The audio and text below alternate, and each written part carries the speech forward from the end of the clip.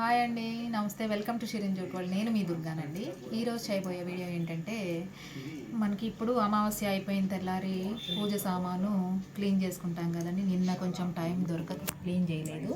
ఈరోజు నేను ఏం చేస్తున్నానంటే, ముందుగా గణేష్ బొమ్మతో ఈ వెండి విగ్రహాలని ఎలా క్లీన్ చేసుకోవాలో మీకైతే చూపిస్తానండి ఈ వీడియో రూపంలో. నేను క్లీన్ చేయకముందు, క్లీన్ చేసిన తర్వాత ఎలా ఉంటాయో అనేది నేను మీకు ఈరోజు ఈ వీడియో రూపంలో చూపిస్తాను అనమాట. అలాగే ఇప్పుడు మనం వచ్చేసండి దేంతో క్లీన్ చేస్తున్నానంటే, నేను ఎక్కువ శాతము ఇదండి కోల్గేట్ పళ్ళ పొడితో అండి. కోల్గేట్ పళ్ళ పొడితో కనుక వెండి సామాను క్లీన్ చేసుకున్నట్లయితే తెల్లగా దగదగా అయితే మెరుస్తాయండి. ఇప్పుడు నేను క్లీన్ చేసి మీకు చూపిస్తాను.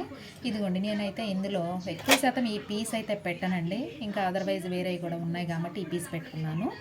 ఇప్పుడు ఈ కోల్గేట్ టూత్ పౌడర్తో క్లీన్ చేసి నేను ఎలా ఉందో మీకైతే చూపిస్తానండి. చెయ్యక ముందు, చేసిన తర్వాత ఎలా ఉందో మీకైతే చూపిస్తాను, చూడండి.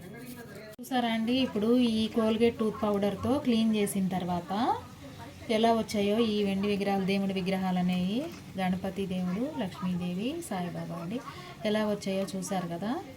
మేము ఫస్ట్ టైం ఎవరైనా మా ఛానల్ని చూస్తున్నట్లయితే కనుక మా షిరిన్ జూట్ వరల్డ్ ఛానల్ని సబ్స్క్రైబ్ చేసుకోండి. మేము పెట్టే వీడియోస్ మీకు రెగ్యులర్గా అప్డేట్స్ రావడం జరుగుతుంది. అలాగే ఇవన్నీ కూడా క్లీన్ చేసిన తర్వాత ఎలా తెల్లగా మెరుస్తున్నాయో మీకు ఇప్పుడు నేను చూపిస్తానండి.